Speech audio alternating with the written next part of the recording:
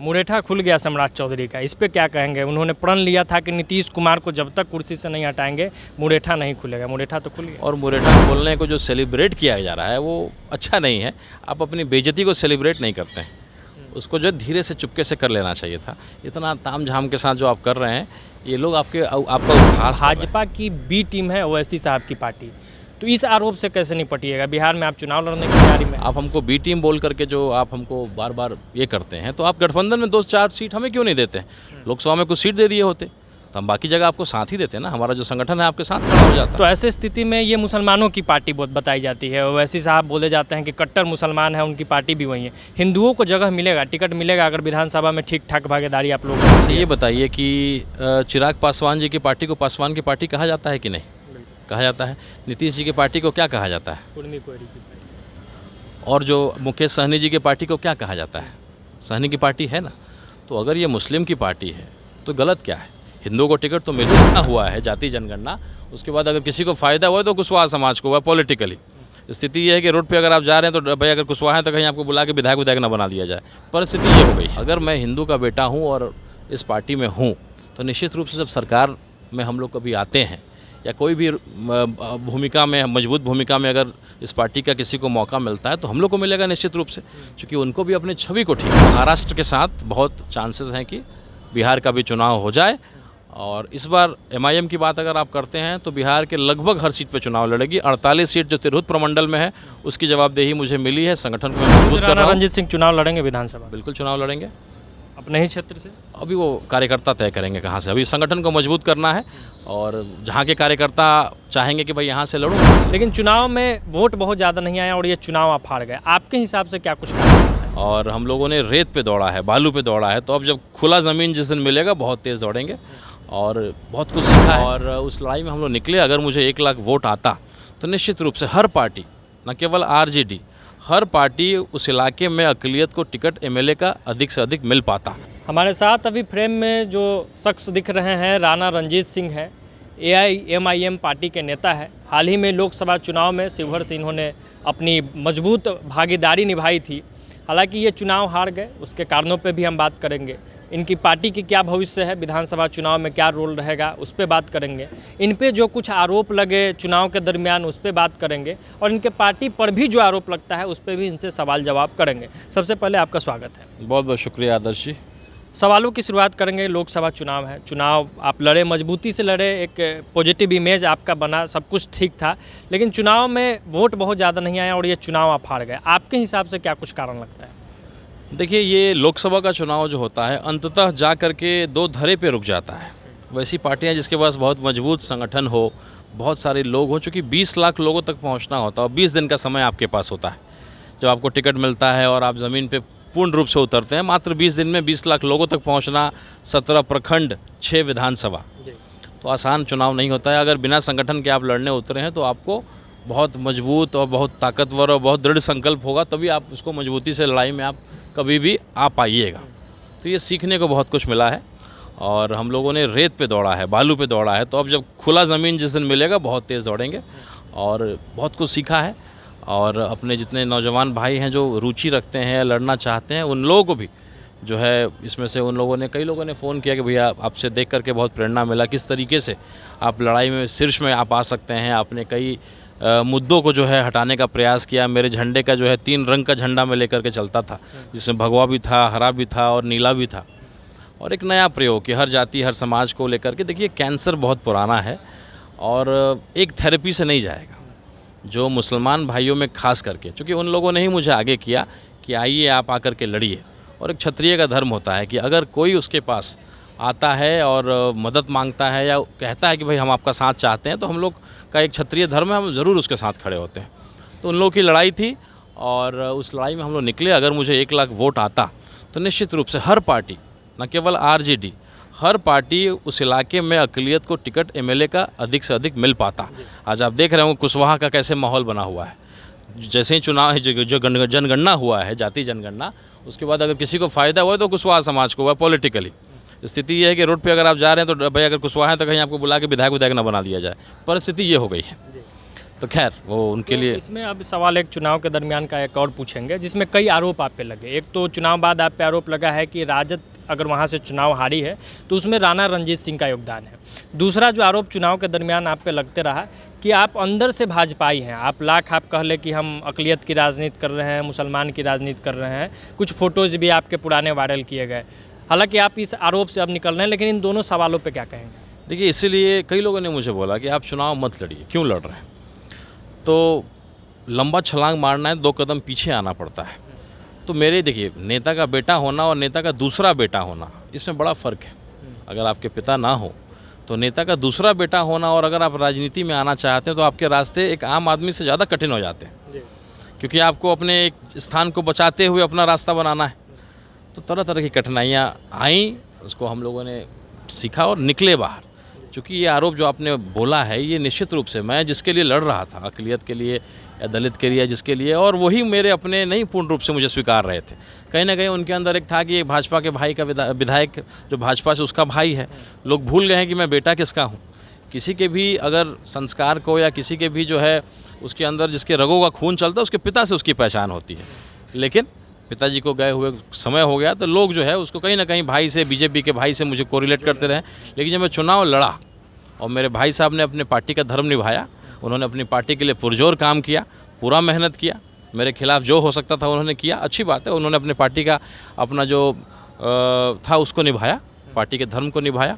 तो अब लोगों ने विश्वास किया कि नहीं भाई, ये विचारधारा की लड़ाई है, ये दोनों भाई अलग अलग हैं। वो अपनी राजनीति अलग विचारधारा से करते हैं और मैं अलग विचारधारा की राजनीति कर रहा हूँ। लेकिन रितु जायसवाल को तो हरवा दिए, ये आरोप लग रहा है। देखिए, रितु जायसवाल जी की चुनाव आई थी, उनको लग रहा था कि मैं जीत चुकी हूँ। जो भी उनके कार्यकर्ताओं से मुलाकात हुई, और सबसे बड़ी गलती उन्होंने ये किया कि उन्होंने बैकवर्ड फॉरवर्ड कर दिया। आनंद मोहन व्यक्तिगत उनका बहुत विरोध था। कई लोगों जो है कुर्सी बुलाना बिठाना तक नहीं करते थे, लेकिन जो बैकवर्ड फॉरवर्ड जो टाइटल वाला उन्होंने बयान दिया और जो वायरल हुआ, उसके बाद लोग भूल गए कि आनंद मोहन कौन है। लोगों ने देखा कि नहीं भाई, ये तो यहाँ बैकवर्ड फॉरवर्ड की लड़ाई है। वो उस लड़ाई को अपना व्यक्तिगत लड़ाई बना लिया। मेरे पंचायत में माहौल बैकवर्ड फॉरवर्ड में क्या हो जाएगा, मेरे प्रखंड में क्या हो जाएगा, मेरे विधानसभा में क्या हो जाएगा। तो लड़ाई आनंद मोहन की नहीं रह गई थी, वो लड़ाई बैकवर्ड फॉरवर्ड की हो गई। तो ये काम नहीं करना चाहिए था। आप बैकवर्ड थे, आपका तेली समाज खुद कटा हुआ था, तो पहले आप अपने परिवार को समेट ही नहीं पाए और आप लगे बैकवर्ड फॉरवर्ड, और ऐसी गलत राजनीति को करने में वो लोग लग गए, जिसका खामियाजा उनको भुगतना पड़ा। वरना 30,000 का मात्रा अंक कुछ बड़ा अंक नहीं होता है। और चुनाव अगर सही से लड़ती तो रितु जायसवाल ही जीतती। पूरा समीकरण उनके ही पक्ष में था, लेकिन तरीका उनका गलत था। अब थोड़ा सा आगे आते हैं। आरोप सिर्फ आप पे नहीं लगता है, आरोप आपके पार्टी पर भी लगता है कि भाजपा की बी टीम है ओवैसी साहब की पार्टी। तो इस आरोप से कैसे निपटिएगा? बिहार में आप चुनाव लड़ने की तैयारी में हैं। देखिए, कोई भी दो धड़े की जो लड़ाई है, चूँकि यहाँ पे जो या तो जदयू किसी न किसी के साथ रहती है, तो आरजेडी के साथ चाहे भाजपा के साथ, दो धरा है। दो धरे के बाद जो भी कोई तीसरा पार्टी आने का प्रयास करेगा, तो उसको या तो आरजेडी का बी टीम कहा जाएगा या उसको भाजपा का बी टीम कहा जाएगा, ये तो तय है। तो वो अपना काम कर रहे हैं। हम लोग अपने पिछले बार MIM के 5 विधायक आए थे ना जी। आपने 4 विधायकों को तो तोड़ लिया, जनता को थोड़ी ना तोड़ा है। जनता तो आज भी MIM के साथ है, और जो प्रदेश अध्यक्ष हमारे थे उनको तो नहीं तोड़ पाए। क्या क्या ऑफ़र आपने दिया, तो जनता तो आज भी आपके साथ है। 5 विधायक अगर पिछली बार थे, तो निश्चित रूप से संगठन का विस्तार हुआ है, लोकसभा में हम लड़े हैं। तो इस बार उम्मीद है कि 10 से 15 सीट हम लोग का आएगा, हर हाल में आएगा, और एक हम निर्णायक भूमिका में रहेंगे सरकार में। तो गठबंधन का अगर उधर से न्योता आता तो हमें स्वीकार है, हमें कोई दिक्कत नहीं। आप हमको बी टीम बोल करके जो आप हमको बार बार ये करते हैं, तो आप गठबंधन में 2-4 सीट हमें क्यों नहीं देते हैं? लोकसभा में कुछ सीट दे दिए होते तो हम बाकी जगह आपको साथ ही देते ना। हमारा जो संगठन है आपके साथ खड़ा हो जाता। मतलब राजद को आप लोग कमज़ोर नहीं कर रहे हैं, बल्कि अपने आप को मजबूत कर रहे हैं, ये कहा जाए। देखिए, राजद जो है मजबूर वर्ग का इस्तेमाल कर रही है। आप अगर चले जाइए शिवहर संसदीय क्षेत्र में, वहाँ के मुस्लिम भाइयों से पूछिए कि अगर MIM का कैंडिडेट नहीं लड़ रहा होता तो उनके दरवाजे पे कोई वोट मांगने जाता क्या? उनकी इतनी खातिरदारी हुई, उनसे वोट मांगा गया, उनका जो है जो भी चुनाव में जो प्रक्रियाएं होती हैं उसका ख्याल रखा गया। आगे पीछे जो समय जो है आरजेडी ने बर्बाद किया, मुस्लिम समाज में गए, वहाँ के समय वो कहीं और लगाते अगर मैं नहीं लड़ता तो। इसलिए वो इल्ज़ाम लगा रहे हैं। बहुत वोट तो मैं काट नहीं पाया हूँ, सच्चाई है, लेकिन उन्हें डर बहुत था कि भाई जिस तरह का माहौल था, चूँकि लास्ट में कांग्रेस को उन्होंने दिया है, उनको था कि इस बार बीजेपी की सरकार पूर्ण रूप से नहीं आ रही है, तो बीजेपी के विरुद्ध में, मोदी के विरुद्ध में तो हरा मजबूत कौन था? तो आरजेडी था। तो उन्होंने आरजेडी को वोट नहीं किया है, उनको मोदी को हराना था, इसलिए मजबूरन उन्होंने आरजेडी को दिया है। वो वोट आरजेडी का नहीं है, वो तेजस्वी जी का नहीं है। अच्छा, बताया जा रहा है, चर्चा है कि पार्टी में अब आपकी हैसियत 2 नंबर की हो गई है, तो ऐसे स्थिति में ये मुसलमानों की पार्टी बहुत बताई जाती है। वैसी साहब बोले जाते हैं कि कट्टर मुसलमान है, उनकी पार्टी भी वही है। हिंदुओं को जगह मिलेगा, टिकट मिलेगा अगर विधानसभा में ठीक ठाक भागीदारी आप लोगों को मिलती है तो? अच्छा, ये बताइए कि चिराग पासवान जी की पार्टी को पासवान की पार्टी कहा जाता है कि नहीं कहा जाता है? नीतीश जी की पार्टी को क्या कहा जाता है? कुर्मी कोयरी की पार्टी। और जो मुकेश सहनी जी की पार्टी को क्या कहा जाता है? सहनी की पार्टी है ना। तो अगर ये मुस्लिम की पार्टी है तो गलत क्या है? हिंदुओं को टिकट तो मिल ही रहा है ना।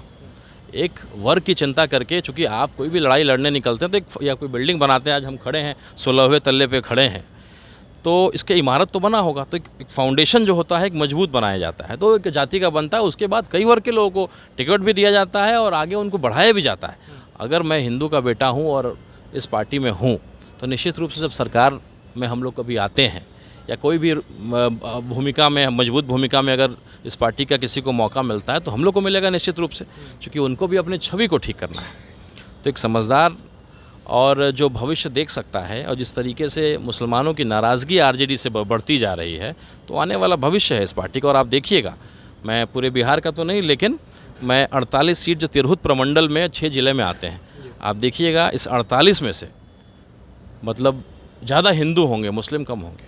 अच्छा, एक अब आखिरी दौर में हम लोग चलते हैं इंटरव्यू के।